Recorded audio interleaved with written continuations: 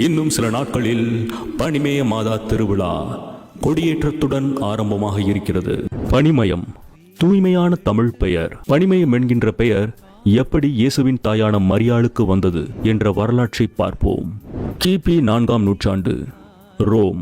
பிரபுக்கள் குடும்பத்தைச் சேர்ந்த ஜான் தம்பதியர்களுக்கு இறைவனிடம் குழந்தை வரம் கிடைத்தால் தங்களுடைய சொத்தில் ஒரு பகுதியை மரியாளுக்கு காணிக்கையாக சமர்ப்பிக்கிறோம் என்று வேண்டினார்கள். திரு ஜான் அவர்களின் மனைவிக்கு அன்று கனவில் மரியாள் அவர்கள் காட்சியளித்து எஸ்கலின் மலையில் வழக்கத்திற்கு மாறாக ஒரு பகுதியில் மட்டும் பனி மூடியிருக்கும். அந்த பகுதியில் தனக்கு ஒரு ஆலயம் எழுப்ப கட்டளையிட்டார். இந்த கனவை அடிப்படையாக கொண்டு அவர்கள் அங்கு சென்று பார்த்தபொழுது கோவில் வடிவத்திலேயே அங்கு அந்த மலையில் பனி போர்த்தப்பட்டிருந்தது. குழந்தை பாக்கியம் பெற்ற பின்பு மாதாவிற்காக அங்கு கோவில் எழுப்பப்பட்டது. இதுவே மரியன்னைக்காக முதலில் எழுப்பப்பட்ட கோவில். இதனால் அந்த மரியன்னையை நாம் அவர் லேடி ஆஃப் ஸ்னோஸ் என்று அழைக்கிறோம். அதை சிறந்த முறையில் தமிழ் படுத்திய அறிஞர்கள் பனிமயம் என்று அந்த மரியன்னையை அழைக்கின்றார்கள்.